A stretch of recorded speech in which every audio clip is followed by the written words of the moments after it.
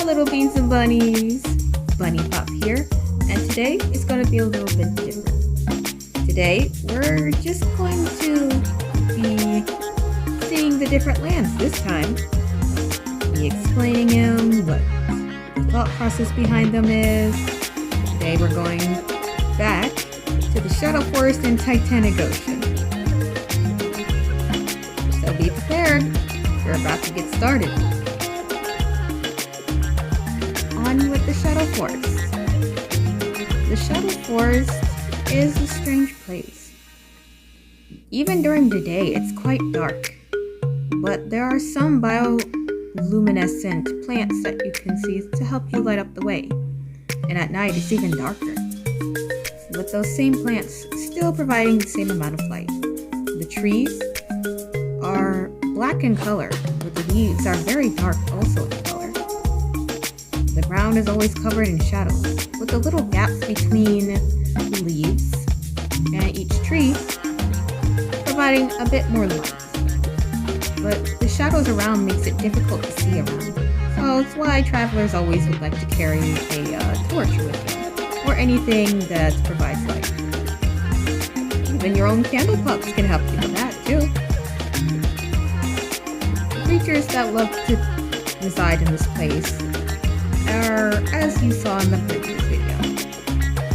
But the whole forest itself is different.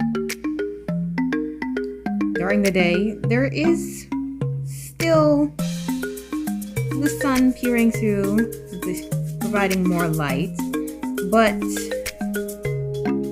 it's still quite dark, almost like it's always perpetually night during the day in the forest.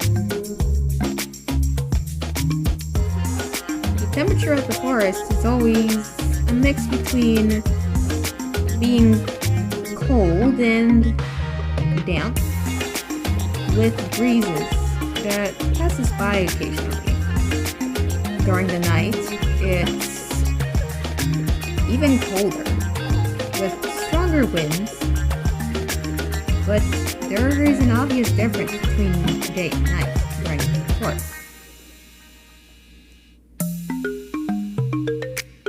In the day, you can just hear the sounds of birds chirping, maybe a few small animals moving around, but it's still not very loud. During the night, it's dead silent. On to the Titanic Ocean.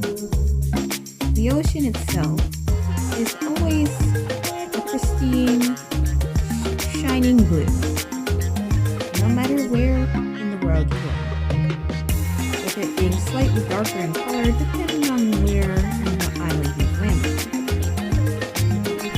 The Titanic Ocean is always covered from the floor deeper areas, having different coral reefs of varying colors, some depending if they're deep enough in the water, providing light as well. And many creatures like to reside there. My thought process with this was to think more of the Great Barrier Reef, but if it was a whole lot larger and more expansive. There are some portions of the ocean where it's just the seabed and a couple shells, rocks, and small animals. It is always tranquil and pristine in these areas, but going into the deeper depths, the water just gets darker and darker, and you'll see specialized coral and sea plants that are meant to glow deep in the dark, and creatures that rely in the depths. The air whale likes to spend its time in reefs like this, when they are just small babies. And then as they grow older, they move to the deeper depths until they go into the deepest part of the Titanic Ocean. The deepest part of the Titanic Ocean is quite the enigma amongst travelers.